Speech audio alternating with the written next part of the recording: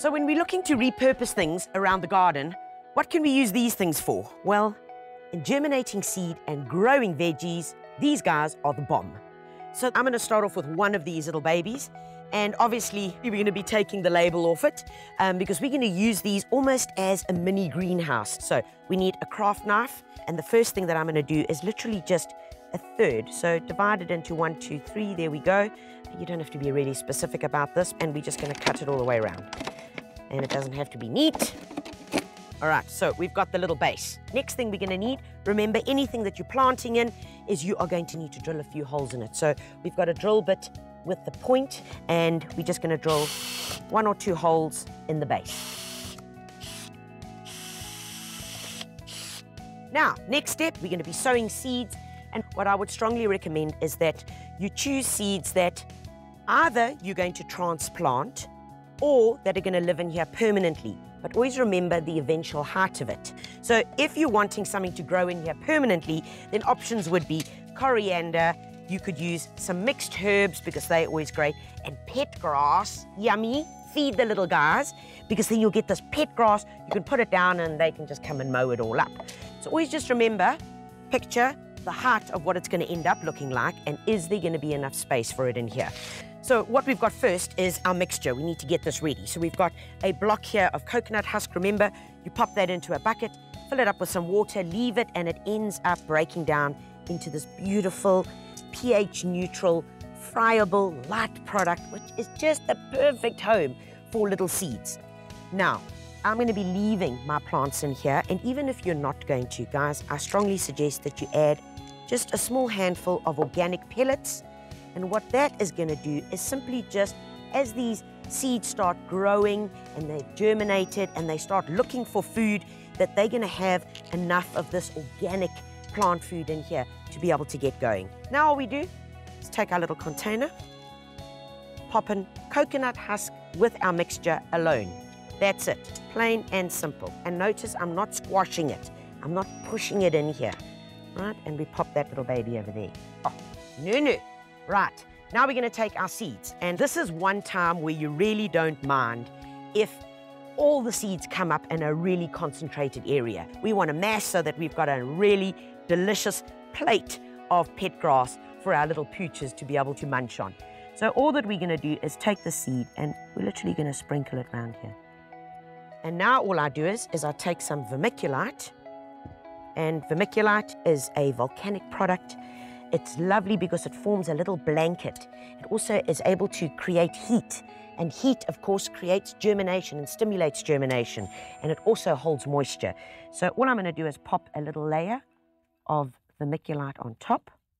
And there we have it. The next step is our watering. Remember, start pouring there and then move across it and across it and across. Right, watering. That's going to be the last time you're going to water these guys. You might be saying, Tanya, you're mad. Well, of course not, because here comes the next little bit. The part that we cut off, this is going to go on top of here and make a little greenhouse. But to make it easier for you, all I do is I take my top and I just make a little cut there, a little cut there, and a cut there. And then we're simply just going to put our little cloche on top. There we go. And there we have it. Our little seeds that are now going to create their own little ecosystem. What's happening in here is we've got the oxygen, we've got the vermiculite to give you heat, we've got moisture, we've got everything that seeds need to germinate.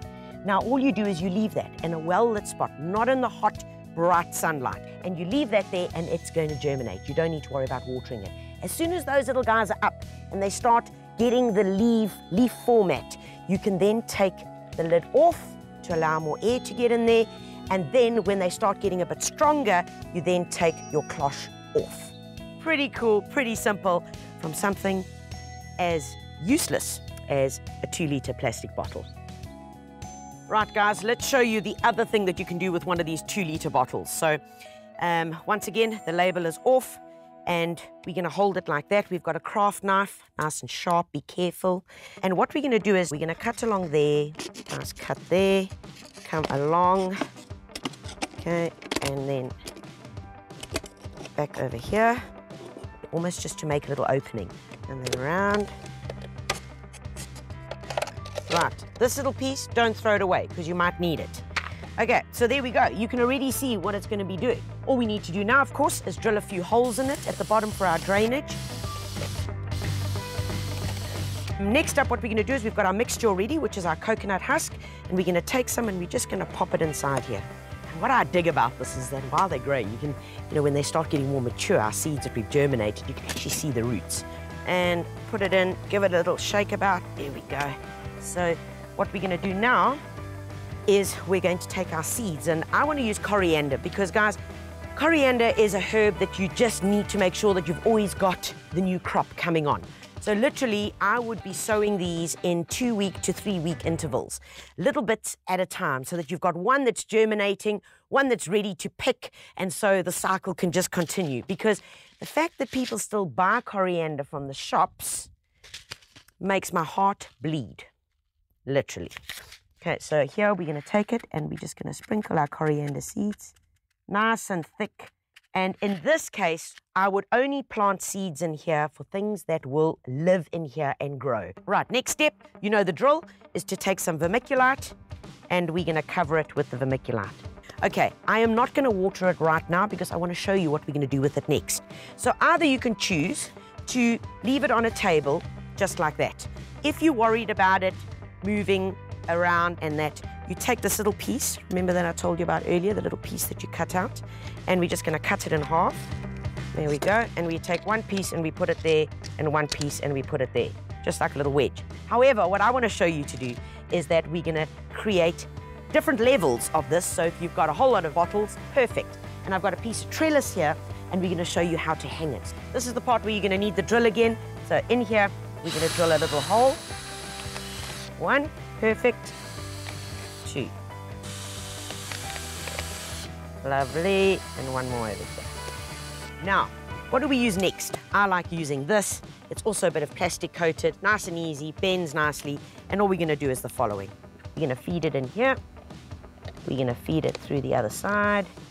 There we go. Come up and turn it round. We've got a little loop, just like that, okay. And then depending on how much we need to hang, so I will go with that, cut it off, and then come back down again, feed it through, and up the other side. There we go. Okay, we are ready to rock and roll. And now you've got a little hanging garden made out of your plastic container. And all we need to do now is take our little hanging garden. We can find our piece of trellis and use a cable tie, trusty cable tie, and pop it on there. There we go. And then the final part, because we put it all on, we're good to go, is that we give it a good watering. And that's it, guys. Remember, because it doesn't have the cloche on it, you are going to have to water almost every day. I would strongly suggest that until the little guys start germinating.